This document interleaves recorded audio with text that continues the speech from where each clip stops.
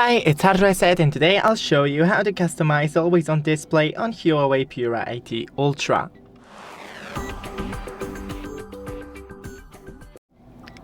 Open Settings, then go into Home Screen and Style, then Always On Display. Here, you can select anything that you want right here.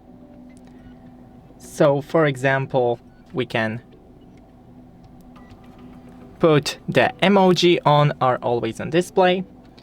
We can put images, graffiti, artistic. Here we have clock, analog and digital. You can search for more Always On Displays and your Always On Displays right here. And here you have the preview. That's it. Thanks for watching. Don't forget to leave a like and see you in the next one.